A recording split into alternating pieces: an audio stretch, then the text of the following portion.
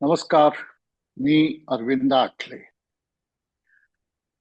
मला उमगलेले शंकर महाराज हा विषय गेले 3 महिन्यापासून अधिक काळ चालू आहे आणि रोजच्या रोज तो ऐकला जातो. रोजच्या रोज त्याचं अत्यंत चांगल्या प्रकारे स्वागत होत आहे. सध्या गप्र प्रधान यांच्या काही कथा आपण बघितल्या आणि यानंतर पुढचा आणि अधिक कथा भाग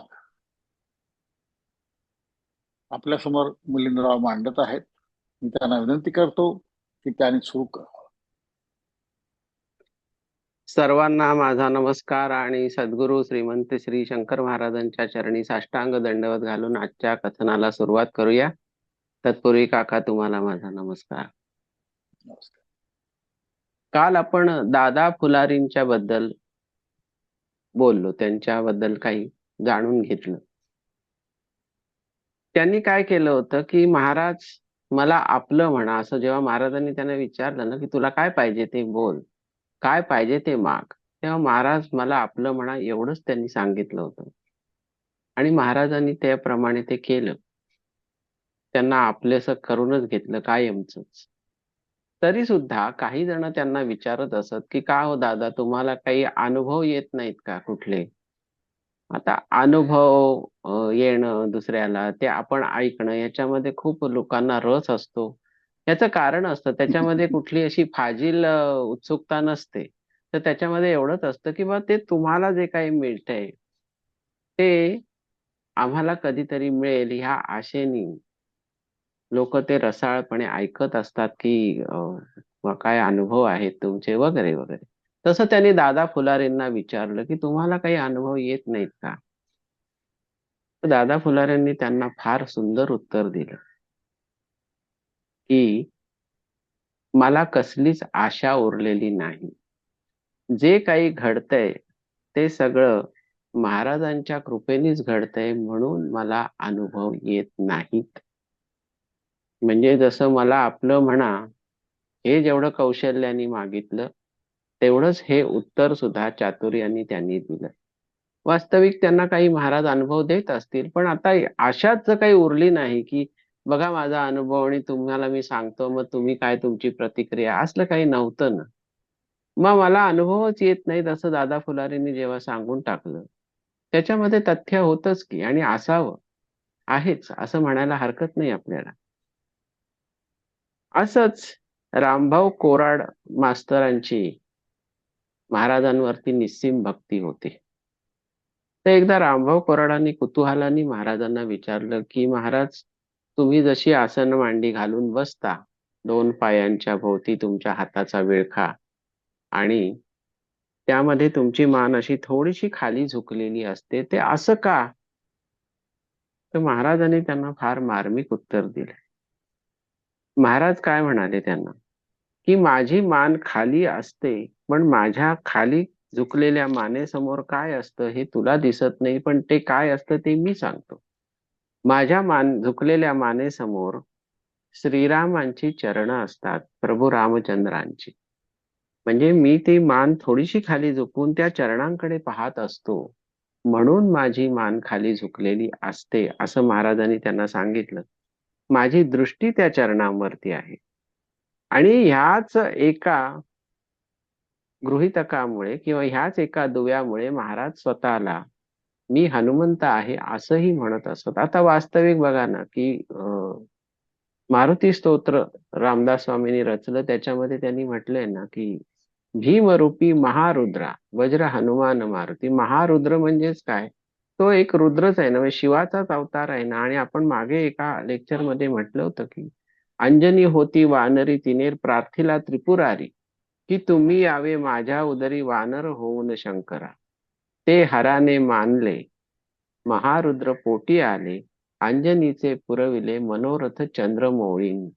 हे आपण पाहिलं होतं. म्हणजेच मग हनुमंत हा शिवाचाच अवतार असल्या कारणाने, आणि आपण नेहमी म्हणतो की शिवस्य हृदयम विष्णू विष्णुस्य हृदयम शिव, म्हणजे शिव कोणाचा जप करतो, सतत नाम जपात कोणाच्या आहे शिव. श्रीराम जय जय राम, या नामजपामध्ये शिव रममाण असतो, तो योगी त्या समाधी अवस्थेमध्ये सुद्धा त्या रामनामामध्ये रममाण असतो. आणि त्याच वेळेला प्रभू रामचंद्र सतत समाधी अवस्थेमध्ये कोणाचं नाम घेतात, तर ओम नम शिवाय. म्हणजे पहा किती किती अद्वैताचा हा केवढा मोठा आविष्कार आहे, की एक एकमेकाचं नाव घेतोय, पण एक जण अवतार कार्यात आहे तेव्हा त्याची दृष्टी जेव्हा खाली झुकलेली आहे, नजर किंवा मान, तर ती रामचंद्रांच्या पायावरती, त्यांच्या चरणाकडे ती दृष्टी लागलेली आहे. आणि जेव्हा महाराजांनी देह ठेवला त्यावेळेला ते अनेकांना हनुमंताच्या स्वरूपात दिसले. म्हणजे तीही संगती इथे लावली तर आपल्याला लक्षात येतं की महाराजांनी स्वतः कोण आहे हे सांगितलं. जरी ते शिव असले तरी त्यांनी शिवाचा जो अंशात्मक अवतार आहे त्या अवताराची सुद्धा कुठे कुठे त्यांनी आविष्कारित करून ठेवलेलं आहे. तर ते समाधीच्या आधी म्हणजे देह ठेवायला त्यावेळेला ते सगळ्यांना हनुमंताच्या रूपात दिसलेले आहे. आता काय होतं बघा, की महाराज एकदा लोकांना असंच म्हणाले, ते महाराज रंगात आले की काही गोष्टी वेल्हाळपणे गोष्टी करत असत, की अरे तुला माहितीये का, म्हणे लोक गर्दी करायला लागले तेव्हापासून मी दारू पिणं सुरू केलं. दारू पिणं, अभक्ष्य भक्षण करणं, गांजा, अफू, चंडोल हे सगळं ओढणं, सिगरेट ओढणं, अभक्ष्य भक्षण करणं वगैरे वगैरे हे सगळे प्रकार मी का केले किंवा वेडविद्रे चाळे का सुरू केले, तर हे पाहून नकली लोक माझ्यापाशी फिरकेनात. आणि म्हणजे असली होते. असली म्हणजे काय, की ज्यांना खरं खरं अध्यात्म हवं होतं, ज्यांना खरोखर माझ्याशी निगडीत व्हायचं होतं, अशीच माणसं माझ्याकडे आली ना. मग महाराज म्हणतात की 100 माणसं जमवावीत आणि उपदेश करावा, बोध करावा, व्याख्यानं द्यावीत, याच्यामध्ये मला अजिबातच रस नाही. 100 नको, एक जरी माझ्याजवळ आला आणि एक जरी उद्धरला तरी ते फार मोठी गोष्ट आहे. म्हणजेच महाराजांचं म्हणणं असं होतं की मला गर्दी नकोय पण मला दर्दी हवाय. आणि तसे त्यावेळेला सुदैवानी म्हणजे त्या त्या व्यक्तींच्या सुदैवानी, महाराजांच्या सुदैवानी असं आपण म्हणू शकत नाही, त्या त्या व्यक्तींच्या सुदैवानी ती ती माणसं म्हणजे खरोखरीचे दर्दी महाराजांच्या आयुष्यामध्ये आले आणि महाराज त्यांच्या आयुष्यामध्ये आले. असा तो दोन्हीकडचा ऋणानुबंध जुळला आणि मग त्या मंडळींचं कसं उद्धरण झालं वगैरे आपण अनेक कथांमधून ते पाहिलेलं आहे. जनार्दन बुवा, शुभराय मठातले जनार्दन बुवा संगीत विद्येत प्रवीण होते, गाणं म्हणण्यात तरबेज होते अतिशय. तर त्यावेळेला सोलापुरामध्ये काही पारशी मंडळी होती, काही पारशी कुटुंबीय होती सगळी. त्या लोकांना जनार्दन बुवा गाणं शिकवायला जात असत आणि ती पारशी मंडळी त्यांच्याकडनं ते गाणं शिकत असत. असं तो क्लास चालायचा त्यावेळेला. तो शुभराय मठात चालत नव्हता, तर तो ती पारशी मंडळी कुठे होती तिथे सोलापुरात, तिथे तो क्लास चालत असे. तर एकदा महाराज त्या गाण्याच्या क्लासला गेले. बघू तरी काय शिकवतो ते काय शिकतात वगैरे म्हणून ते गाण्याच्या क्लासला जनार्दन बुवांबरोबर गेले. ते सगळी शिकवणी झाली, ट्युशन झाली आणि मग महाराजांनी त्या सगळ्या पारशांना म्हणले थांबा जरा, आणि त्यांनी जनार्दन बुवांना अंडी आणायला पाठवलं. आता जनार्दन बुवा अंडी कशी आणणार, पण शेवटी काय आहे, महाराजांची आज्ञा आहे म्हटल्यानंतर त्यांनी स्वतः नाही पण काहीतरी व्यवस्था केली असेल आणि त्यांनी ते अंडी घेऊन आले आणि ते महाराजांच्या हातात दिली. महाराजांनी त्या एक एक पारशाला समोर बोलवलं, कोण स्त्री पुरुष कोणी असेल त्यांना, त्यांच्या एकेकाच्या हातावर एक एक अंड ठेवलं आणि जनार्दन बुवांना म्हणाले, महाराज जा आता दूध घेऊन ये थोडस. मग ते आपण कसं अभिषेकाला थोडस दूध घेतो की नाही भांड्यात आणि पळी वगैरे असं ते, तर त्याप्रमाणे जनार्दन बुवांनी ते दूध आणलं आणि मग महाराजांनी सांगितलं हा घाल त्या एकेकाच्या हातावरच्या अंड्यावर ते घाल दूध. त्यांनी ते दूध घातलं.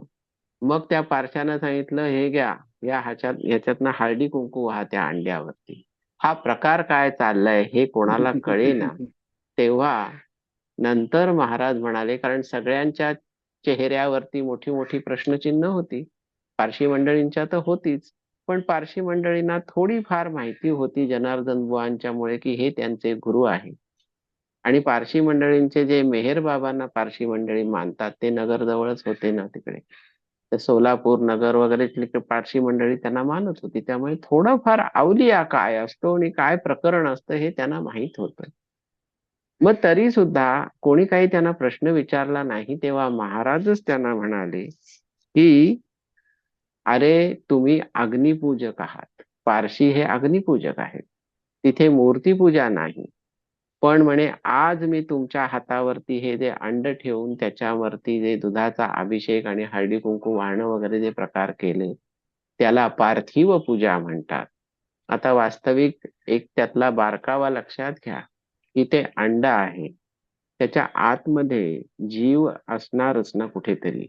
मग तो जीवात्मा त्याच्यामध्ये आहेच. मग महाराजांनी पार्थिव पूजेनिमित्त त्या जीवात्म्याची सुद्धा पूजा केली असं कशावरून म्हणता येणार नाही. मग तेव्हापासून पारशी समाजामध्ये पार्थिव पूजाचा प्रथा पडली ह्या महाराजांच्या ह्या कृत्यामुळे. आणि तो समाज अतिशय लहान असल्यामुळे त्याची सगळीकडे चर्चा झाली. तेव्हापासून ती पार्थिव पूजा पारशी कुटुंबांमधनं रूढ झाली. अर्थात प्रत्येक वेळेला प्रत्येक जण काय अंड्याचीच पूजा करेल असं नाही, पण महाराजांनी ते रूपक म्हणून त्यांना सांगितले. अण्णासाहेब थोरात हे एक गृहस्थ होते. त्यांना साईबाबांच्या रूपामध्ये महाराजांनी नगरला दर्शन दिलेलं आहे. त्याच्यानंतर अण्णा सातपुते नावाचे एक गृहस्थ होते. आता हे समाधी नंतरच्या गोष्टी आहे, म्हणजे ही गोष्ट तर समाधी नंतरची आहे. अण्णा सातपुते महाराजांच्या फोटोला रोज नैवेद्य दाखवत असत आणि त्यांची अशी श्रद्धा होती की महाराज हा नैवेद्य स्वीकारतात, महाराज हा नैवेद्य खातात. आणि ती श्रद्धा एवढी काही दृढ होत गेली की काही कालांतराने असं व्हायला लागलं, अण्णा सातपुत्यांनी नैवेद्य दाखवला की त्या नैवेद्याच्या ताटातल्या भाताची शीत ही आपोआप उडून महाराजांच्या ओठांना चिकटत असत त्या फोटोतल्या. आणि ते झाल्याशिवाय अण्णा सातपुते जेवत नसत. मग काही हो तिकडे. मग शेवटी त्या गुरुमाऊलीलाच ती दया येत असावी की हा उपाशी राहतोय दिवस दिवस, तर आपण बाबा त्याच्या मताप्रमाणे जेवावं, म्हणून तो चमत्कार महाराज करत असत. फोटोला ती शीत चिकटत असत. आता ती शीत आपणहून चिकटत होती. पण मग इथे भाव काय आहे तो आपण विचारात घेतला पाहिजे. की साईबाबांची आरती आहे बघा, त्या साईबाबांच्या आरतीमध्ये काय म्हटलंय, जया मनी जैसा भाव तया तैसा अनुभव. हे एक वाक्य आहे ना त्याच्यामध्ये, म्हणजे ती ओळ आहे त्या आरतीमधली. मग जया मनी जैसा भाव तया तैसा अनुभव, अण्णा सातपुत्यांचा जो भाव होता त्या भावाप्रमाणे त्यांना ते प्रचिती आली येत होती. आणि तेव्हा त्यांच्या असं मनामध्ये ठाम निश्चय असा झाला की मी नैवेद्य दाखवल्यावर माझी गुरुमाऊली जेवते आणि त्याच्यानंतर मी जेवतो. केवढं कृतार्थ त्यांना वाटत असेल. आणखीन एक कथा ऐकूया की पानसरे नावाचे एक गृहस्थ होते. ते समाधी मठात राहत होते. समाधी नंतरच्या गोष्टी आहेत. त्यांना एक दिवस महाराजांनी दृष्टांत दिला की अरे समाधीच्या बाजूला एक छोट विवर आहे, त्या विवरातनं तू आतमध्ये ये. कशासाठी ये, तर ही समाधी जी काही बांधून घेतली त्याची एक वीट अशी काहीतरी वेडीवाकडी झाली आणि ती माझ्या डोक्याला लागते, मला त्याचा त्रास होतो, तर तू आतमध्ये या त्या विवरातनं आणि ती वीट सारखी कर. आता एक लक्षात घ्या की त्यांना असं वाटलं त्या पानसऱ्यांना की एवढंच विवर आहे, त्याच्यातनं आपण आत कसं जायचं, एवढा मोठा माझा देह आत कसा जाणार त्या विवरातनं. म्हणजे एखादा सर्प वगैरे जाऊ शकेल असं ते छोटस अगदी विवर होतं. पण शेवटी गुरूंनी सांगितलंय म्हणजे आपल्याला तिथून जाता येईल ह्या भावनेने ते तिथून आत उतरले. महाराजांनी काय चमत्कार केला असेल, त्यांच्या स्थूल देहाचा सूक्ष्म देह सुद्धा केला असेल, तो तो पानसर यांना कळला पण नसेल. ते त्या पद्धतीने त्या विवरातनं समाधीच्या आतमध्ये गेले आणि खरोखर त्यांच्या असं लक्षात आलं एक वीट वेडी वाकडी आहे. ती वेडी वाकडी वीट त्यांनी नीट केली आणि ते वळले तेव्हा त्यांना असं दिसलं की अतिशय तेजपुंज रूपामध्ये महाराज तिथे प्रसन्न वदना बसलेले आहेत. त्यांची नुकतीच कोणीतरी पूजा केलेली असावी, कारण अतिशय ताज्या अशा गुलाबांचा हार किंवा गुलाबांचा गुच्छ त्यांच्या पायाशी वाहिलेला होता. गळ्यामध्ये मोगऱ्याचे घवघवीत हार होते. उदबत्त्यांचा घमघमाट होता. उदाधुपाचा वास होता आणि महाराजांच्या शरीरावरती अतिशय भरजरी असे कपडेही घातलेले होते. महाराज प्रसन्न वदना त्यांच्याकडे पाहतायत, म्हणजे जणू काही आत्ताच 5-10 मिनिटापूर्वी महाराज इथे येऊन बसलेत समाधीमध्ये आणि हे सगळे उपचार झाले. एवढी ती फुलं वगैरे सगळं ताजं होत. तर पानसर यांनी त्यांना मनोभावे नमस्कार केला. तेव्हा महाराज म्हणाले, जसा आलास तसा परत जा, पण ते विवर बुजवू नकोस, कधीही बुजवू नकोस. गुरु आज्ञाप्रमाणे त्याप्रमाणे पानसरे त्या विवरातनं बाहेर आले आणि मग नंतर ते बाहेर आल्यानंतर ज्याला त्याला त्यांनी हे अलौकिक असं कौतुक सांगायला सुरुवात केली. मुंबईला तात्या सहस्त्रबुद्धे नावाचे एक गृहस्थ राहत होते. एकदा त्यांना घेऊन महाराज गिरनार पर्वतावरती गेले आणि त्यांनी त्यांना काय सांगितलं, हे बघ, 3 दिवस इथे राहा. 3 दिवस सकाळ संध्याकाळ फक्त चहा प्यायचा आणि दुपारी मूठभर शेंगदाणे खायचे आणि पाणी प्यायचं. याच्या व्यतिरिक्त काहीही घ्यायचं नाही, काहीही खायचं नाही, बसून राहायचं इथे. मी 3 दिवसांनी परत येईन, असं महाराजांनी त्यांना सांगितलं. महाराज निघून गेले.